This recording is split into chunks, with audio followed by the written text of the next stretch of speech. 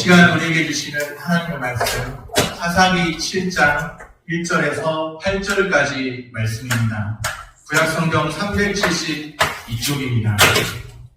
여룹바알이라는 기드온과 그를 따르는 모든 백성이 일찍이 일어나 하롯셈 곁에 진을 쳤고 미디안의 진영은 그들의 북쪽이요 모래사나 골짜기에 있었더라.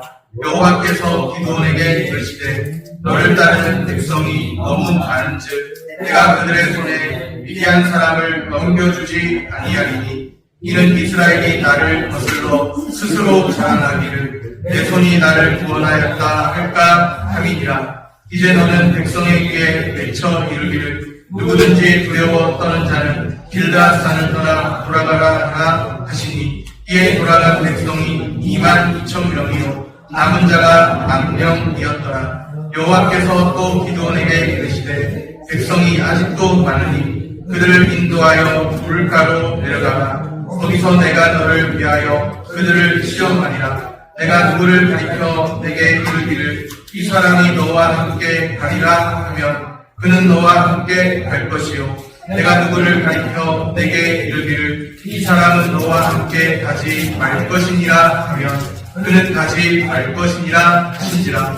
이에 백성을 인도하여 물가에서 내려가매 여호와께서 기드온에게 이르시되 누구든지 개가 핥는 것 같이 혀로 물을 핥는 자들을 너는 따로 세우고 또 누구든지 무릎을 꿇고 마시는 자들도 그와 같이 하라 하시더니 손으로 움켜 입에 대고 핥는 자의 수는 300명이요 그 외의 백성은 다 무릎을 꿇고 물을 마신지라. 여호와께서 기드온에게 이르시되 내가 이 물을 핥아먹은 300명으로 너희를 구원하며 미디안을 내 손에 넘겨주리니 남은 백성은 각각 자기의 처소로 돌아갈 것이니라 하시니 이에 백성이 양식과 낙과를 손에 든지라. 기드온이 이스라엘 모든 백성을 각각 그의 장막으로 돌려보내고 그 300명은 머물게 하니라. 미디안 진영은 그 아래 골짜기 가운데에 있었더라. 아멘. 샬롬. 주님의 평강이 함께하기를 소원합니다. 아멘. 용사 300이라는 영화 제목이 있는데 영화 제목 아니고 용사 300 들어는 보셨나요? 사사시대 기드온에 300 용사가 있습니다. 사사시대라고 하는 그 시대는 무질서와 혼돈의 시대죠. 각기 자기 소견에 오르드러냈던 시대. 그 시대에도 기드온의 300 용사가 믿음의 용사들이 하나님이 들어 쓰시는 그런 용사들이 있었습니다. 이 기드온의 300 용사가 미디안 연합군과 싸울 300 용사입니다.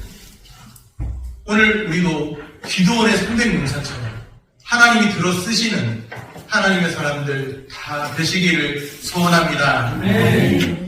오늘 말씀은 300 용사를 선발하는 장면입니다. 기드온과 그를 따르는 모든 백성이 진을 쳤습니다. 일전불사, 한바탕의 싸움이라도 마다하지 않는다. 그런 뜻이죠. 일전불사, 한바탕의 싸움이라도 마다하지 않는다. 하롯셈 곁에 진을 치고서 미디안과의 일전을 준비합니다. 상대편 미디안 연합군도 진을 쳤습니다. 이제 곧 전쟁이 시작되겠죠. 기드온의 300 용사와 상대편 미디안 연합군 사이에 전쟁이 시작되겠죠. 막상 미디안 연합군을 상대하려 하니 두려운 마음이 밀려옵니다. 전쟁 그까이 거 하면 그만이지. 그런 생각할지 모르지만 전쟁이 그냥 애들 장난입니까? 지면 죽는 거죠. 이겨야 사는 것이고 지면 죽는 겁니다. 그게 전쟁입니다. 미디안 연합군의 숫자가 또 보니까 엄청나요. 사사기 7장 12절을 참고해보면 미디안 연합군은 뭐와 같다고 표현하고 있나? 메뚜기 떼같이 많다. 메뚜기 떼같이 널려있는 메뚜기 떼같이 또 해변의 모래같이 많다.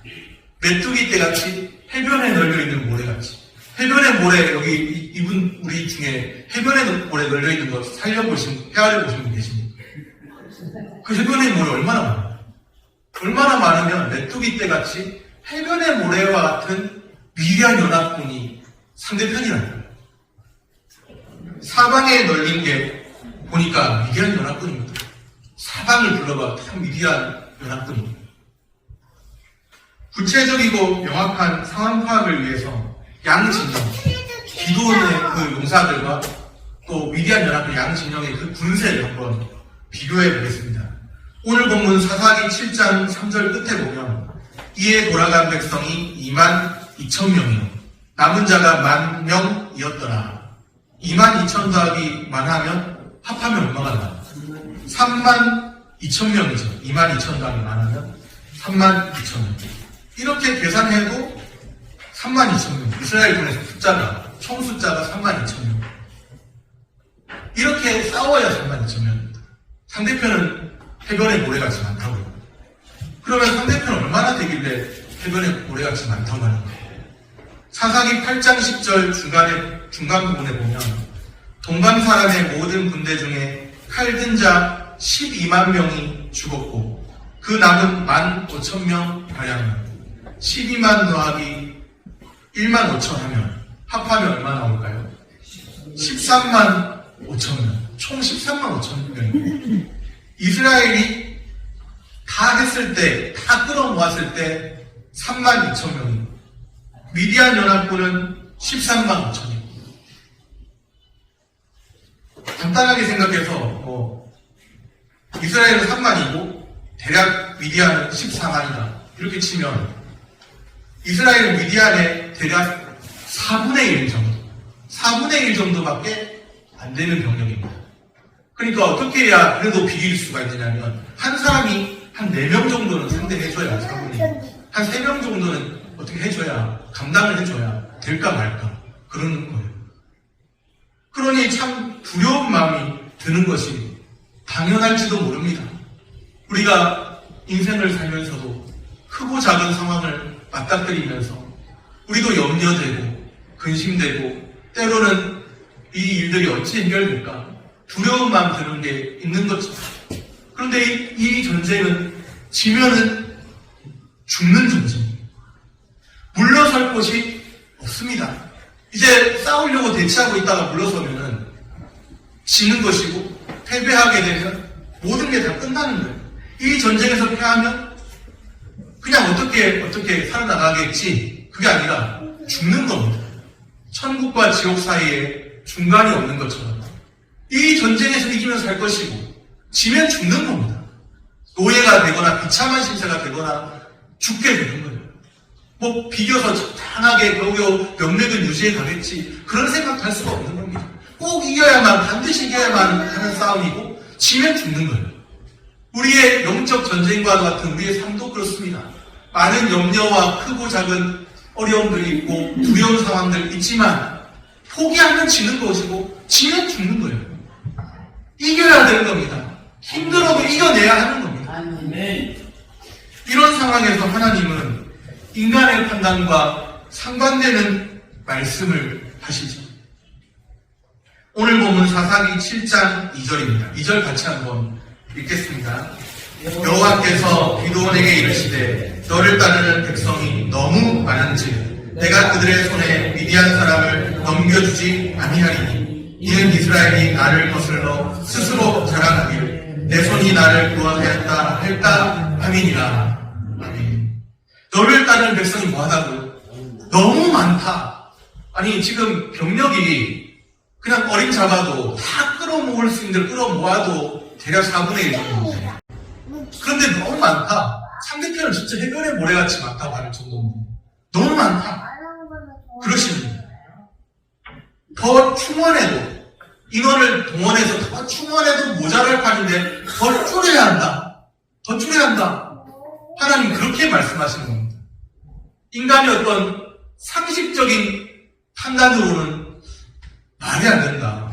많기는 뭐가 많아. 더 모아도 모자랄 판인데 겨우겨우 명맥이 유지될까 말까, 이길까 비길까 말까 할 정도인데 어떻게 이게 더 많아. 그렇게 생각할 정도인 거예요. 그런데 백성을 더 줄여야 한다, 하나님. 너무 많다, 더 줄여야 한다, 이 말이죠. 그 이유가 무엇일까요?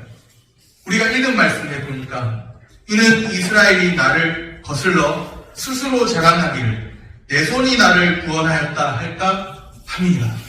하나님은 이 전쟁에서 만약에 이긴다 하더라도 아이고 그래도 우리가 잘해서 내 손이 나를 구원했지, 우리가 잘해서 이겼지, 그러실까봐 하나님이 싫어하시는 것이 바로 이것이죠. 스스로 자랑하기를 내 손이 나를 구원하였다. 내가 그래도 의롭게 사니까, 그래도 내가 선하게 살려고 몸부림쳐 왔으니까 하나님 그래도 나를 쓰시는 거지. 자신의 능력으로 내가 이렇게 했으니까, 내가 기여한 게 많으니까, 교회에 기여한 것, 수고한 건 많으니까 하나님 그래도 나를 이렇게까지 사용하시는 거지.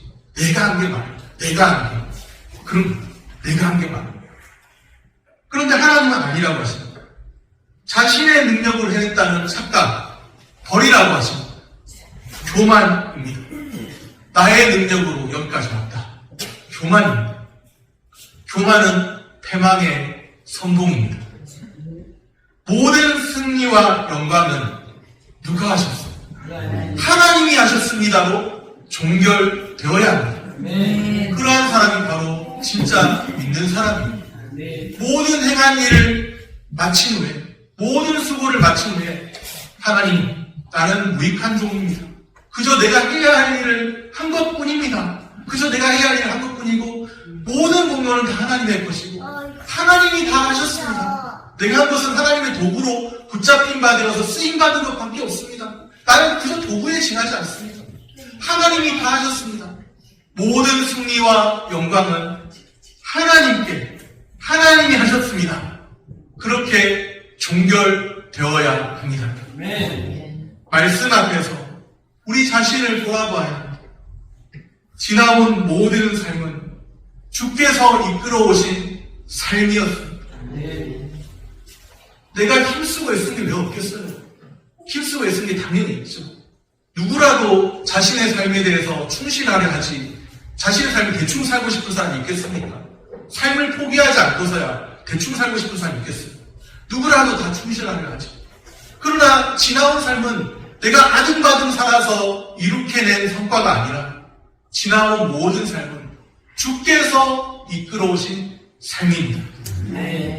늘 주님 앞에서 겸손하여 하나님 앞에 겸손하여 사시기를 바랍니다.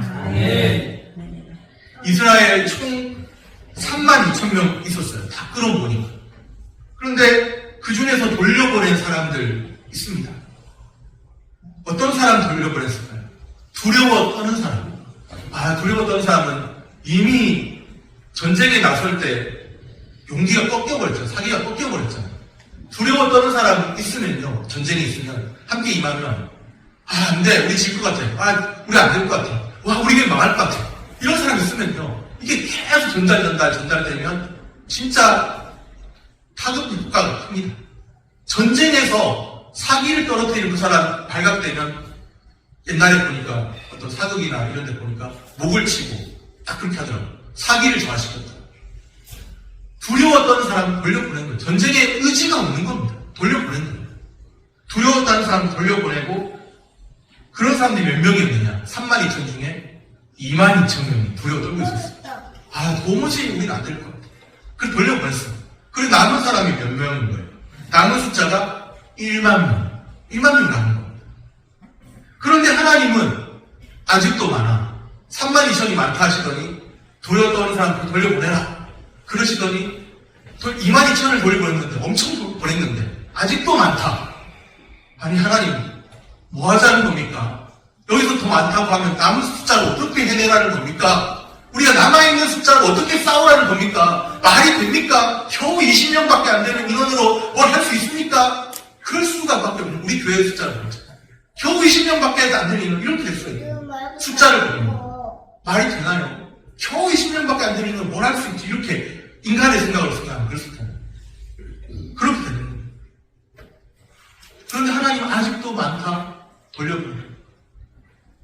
물 마시는 자세를 기준으로 해서 두 부류로 나뉘었습니다.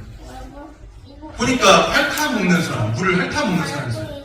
사방을 경계하기 때문인지 다른 자세를 취하지 않고요. 그냥 물을 빨리빨리 핥아먹어요. 어떤 사람은 또 보니까 무릎을 꿇고 마시는 사람이 있습니다. 자세 취하고 다 무릎을 꿇고 마셔요.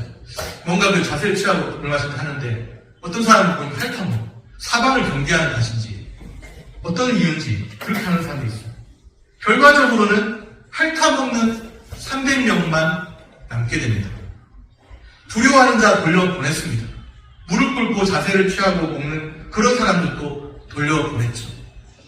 오늘 본문 7절에 보면 여호와께서 기드온에게 말씀하십니다.